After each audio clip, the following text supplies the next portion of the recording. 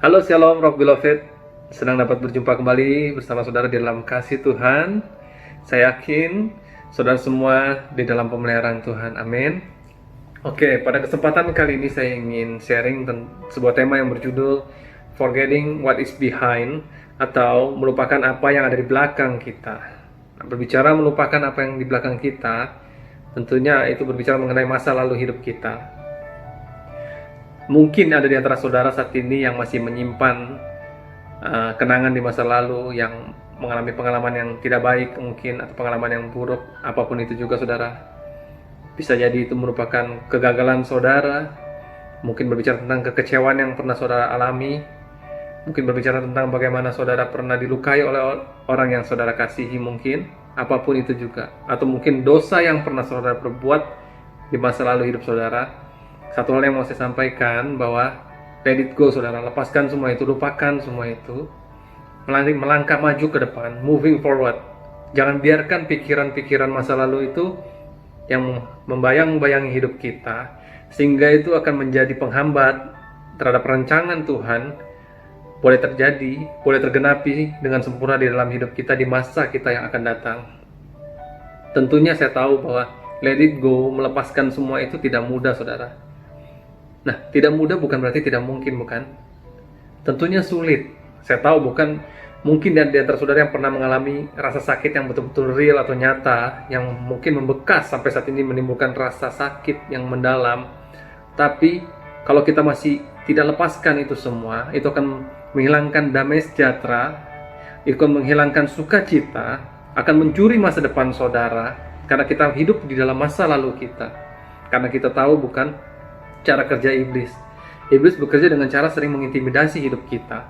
Iblis bekerja dengan memanipulasi pikiran kita. Iblis memanipulasi perasaan kita dengan hal-hal yang pernah kita lakukan di masa lalu kita. Kalau berbicara kegagalan, iblis akan berkata bahwa saudara tidak akan mampu. Berbicara tentang dosa, iblis akan berkata saudara tidak layak. Berbicara apapun juga, iblis selalu menggunakan hal-hal yang pernah kita alami, yang mungkin saudara perbuat di masa lalu, menjadi senjata iblis untuk mengintimidasi hidup kita, membuat kita tidak bisa maju melangkah dalam track rencana yang sudah Tuhan tetapkan bagi masa depan kita. Lupakan apa yang di belakang saudara. Kita lihat di dalam Filipi pasal 3 ayat yang ke-13. Kita tahu bagaimana Rasul Paulus berkata, "Aku melupakan apa yang di belakangku dan mengarahkan diri kepada apa yang ada di hadapanku." Kita tahu Paulus melupakan apa yang pernah menjadi latar belakang dia. Paulus melupakan apa yang menjadi backgroundnya. Kita tahu bagaimana Paulus sebelum bertobat merupakan pribadi yang sangat membenci orang-orang yang percaya kepada Tuhan Yesus. Bahkan Paulus suka menganiaya pengikut Kristus. Tapi kita tahu bagaimana Paulus tahu betul bahwa peperangan semua ada dalam pikiran. Selama pikiran kita melupakan hal-hal yang sudah pernah kita lalui, yang tidak berkenan di hadapan Tuhan, kita lupakan, kita tinggalkan, arahkan kepada visi ke depan daripada Tuhan. Sehingga kita tahu bagaimana Paulus dipakai Tuhan secara luar biasa di dalam pelayanannya. Amin saudara. Oleh sebab itu, mari kita sama-sama memiliki pikiran-pikiran Kristus, memiliki pikiran positif. Jangan biarkan apapun yang pernah saudara alami di masa lalu menjadi penghambat dan mencuri sukacita damai sejahtera saudara di masa yang akan datang. Amin. Oleh karena itu firman Tuhan berkata di dalam Filipi pasal 4 ayat yang ke-8, dikatakan bahwa akhirnya saudara-saudara, semua yang benar, semua yang mulia, semua yang adil, semua yang suci, semua yang manis, semua yang sedap didengar, semua yang disebut kebajikan dan patut dipuji, pikirkanlah semuanya itu. Amin.